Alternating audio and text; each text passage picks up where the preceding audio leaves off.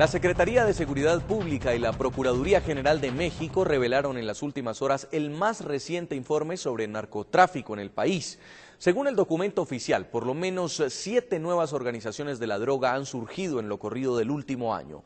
Las autoridades ya tienen identificados a los llamados mini cárteles, que ya registran un amplio historial criminal de ejecuciones masivas y tráfico de narcóticos. El abatimiento o captura de los jefes, la ambición por mantener el liderazgo de una organización delictiva, así como pugnas internas y traiciones, son las principales razones que generan la creación de nuevos grupos de narcotraficantes en México. De los cárteles ya existentes como el de Sinaloa, Los Zetas, el del Golfo, Tijuana y Juárez, señalados de extorsiones, secuestros, asesinatos y tráfico de droga, ha nacido una nueva generación de delincuencia organizada que en tan solo 365 días se ha concentrado en los minicárteles, identificados como la Resistencia, la Mano con Ojos, la Nueva Administración, los Caballeros Templarios, el Independiente de Acapulco y una organización criminal relacionada con Edgar Valdés Villarreal, alias La Barbie. Para NTN 24, Armando Ríos, coordinador de la bancada del Partido Revolución Democrática, aseguró que los narcotraficantes emergentes ya tienen un amplio historial criminal.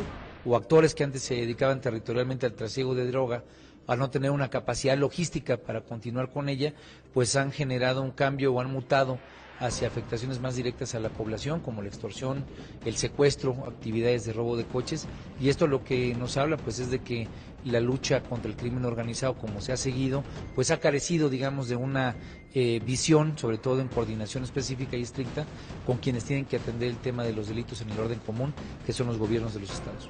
El legislador afirmó que ante este panorama es necesario que la lucha contra el crimen organizado tenga estrategias para fortalecer las instituciones en el marco del equilibrio de poderes. El informe conjunto entre la Secretaría de Seguridad Pública y la Procuraduría General reveló que los grupos criminales tienen una capacidad de reproducción muy resistente, pese al combate frontal que desde el 2006 el presidente Felipe Calderón emprendió contra el crimen organizado. Señor Enrique Krause, desde Ciudad de México, vamos a cambiar totalmente el tema, vamos a hablar ahora de su país, de la situación por la que está atravesando México y todos los mexicanos, un enfrentamiento difícil, una guerra a muerte entre carteles del narcotráfico y las Fuerzas Armadas del país, un presidente que intenta a toda costa dar los mejores resultados y una población que clama a través de voceros como el poeta Javier Sicilia por que no queden los hechos en la impunidad. ¿Cómo podría México solventar una situación que al parecer ya se salió de las manos, está trascendiendo fronteras y ni siquiera podría un gobierno en este momento brindar una solución efectiva? Bueno, me hace usted la pregunta más difícil que puede hacérsele a un mexicano ahora, y es la pregunta que nos hacemos los mexicanos todos los días en nuestra circunstancia. Voy a tratar de ser breve y de compactar algo que, como repito, necesitaría mucho tiempo para contestar.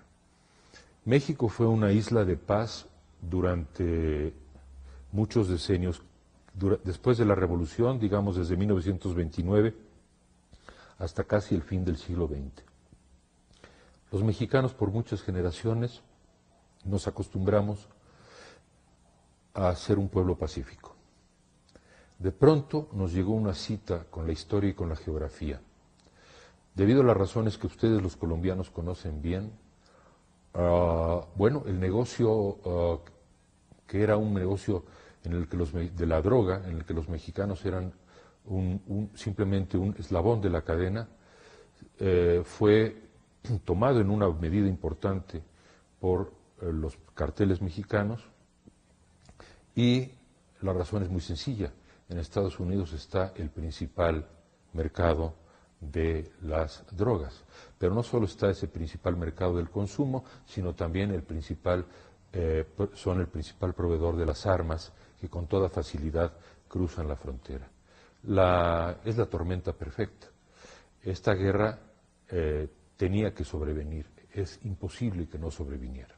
La tragedia para el presidente Calderón y del presidente Calderón y de los mexicanos es que nunca sabremos si su decisión de enviar el ejército a la calle en los años, en el 2006, nunca sabremos si de no haberlo hecho, si esa decisión hubiese sido distinta, si no lo hubiera hecho, ¿en qué situación estaríamos ahora?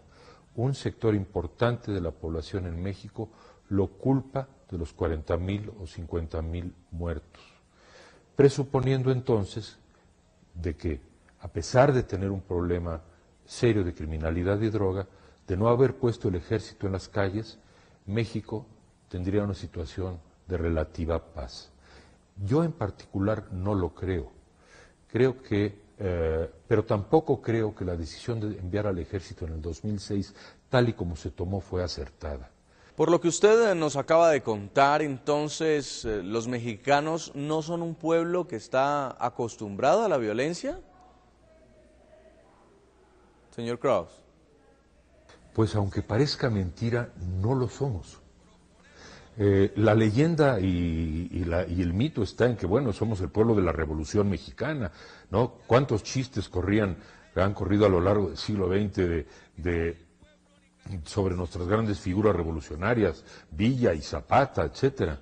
Pero piense usted que, repito, desde 1929 hemos tenido, fíjese usted, cada 6 años una transición, un cambio institucional de presidente desde 1934, cada 6 años de manera puntual.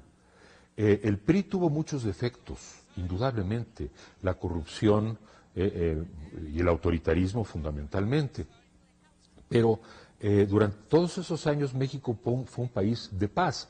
Había delincuencia, claro, pero fíjese que nosotros no tuvimos la guerra de guerrillas de América Latina, y tampoco tuvimos, yo diría, hasta los años 90, empezamos a sentir los efectos de la criminalidad relacionada con las drogas.